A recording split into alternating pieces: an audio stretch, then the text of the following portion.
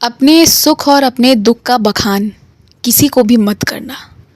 अपनी कहानी ज़्यादा किसी को मत बताना। पर देखो, और कई सारी चीज़ें हैं जिसके बारे में बातचीत की जाती है आसपास, और जो तुम लोगों के शौक़ हैं, जो तुम्हारा विषय है, इन चीज़ों पर चर्चाएं खूब हो सकती हैं। हंसी ठिठोली भी हो सकती है आपस में, दोस्तों के बीच। बस घर की आंतरिक बातें नहीं बतानी है। ये मेरी तरफ से एक सलाह है, इसे मानकर चलना।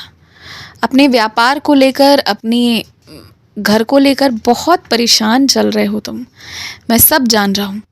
तुम मुझे भी खुश इसीलिए नहीं देख पा रहे हो क्योंकि तुम खुश नहीं हो अंदर से। तुम हंस नहीं पा रहे हो तो मैं कैसे हंस दूँ। देखो, अभी समस्या तो आई है, लेकिन धीरे धीरे इन सब का समाधान हो जाएगा। अभी तुम अपने व्यापार को लेकर थोड़ा कम चिंतित रहो। ये समय ही ऐसा है कि सभी लोग एक तरह का दिक्कत झेल रहे हैं। तुम अकेले इंसान नहीं हो जिसे दिक्कत आ रही है। लेकिन हो सकता है कि आने वाले समय में मैं कोई नई चीज़ भी साथ साथ शुरू करवा दूँ, जो तुम्हारे लिए ज़्यादा सार्थक बनकर या ज़्यादा सफल बनकर निकले। तो मैं ऐसी कोई चीज़ की भी शुरुआत लगे हाथ करवा सकता हूँ। जो भी लोग घर से बाहर घूमने जाना चाहते हैं, उन्हें तुम अनुमति दे दो। तुम अपने तरफ से मना मत करो। अगर तुम उन्हें अनुमति नहीं दोगे तो उन्हें बहुत तकलीफ़ होगी। उन्हें लगेगा कि तुम उन पर ज़रा भी विश्वास नहीं करते। रही बात जाने नहीं जाने की, तो वो मैं वैसे भी नहीं जाने दूँगा। जब तक मेरी मर्ज़ी नहीं होगी, किसी को टिकट नहीं मिलेगी, कोई गाड़ी पर नहीं बैठ सकता, कोई कहीं नहीं जा सकता, कोई शहर नहीं छोड़ सकता, कोई घर के बाहर नहीं निकल सकता। तो जब तक मैं नहीं चाहूँगा ना, कोई कहीं नहीं जाएगा। बस तुम हाँ कह दो, जिससे कि तुम्हारे प्रति किसी के मन में कड़वाहट ना हो।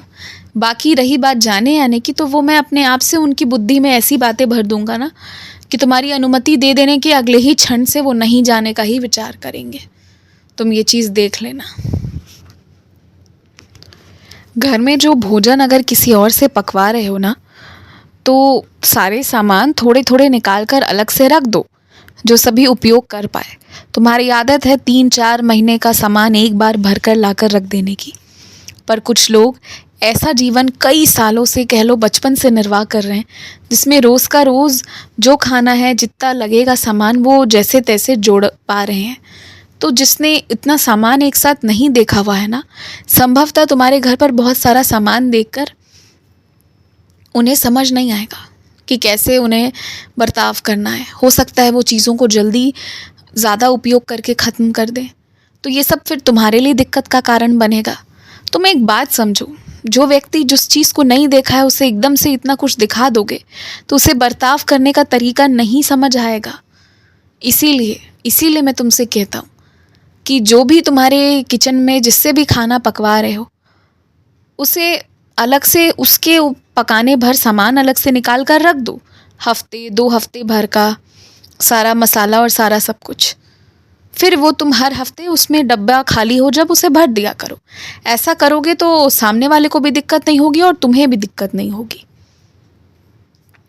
तो मेरी ये बात तुम ज़रूर मानना, और इसी तरह से जो है खाना पकवाना, फिर तुम्हारे सामान भी रहेंगे, टिकेंगे, और बनाने वाले को भी दिक्कत नहीं होगी। और इसमें उनकी कोई गलती नहीं है, बस ये अनुभव की बात है।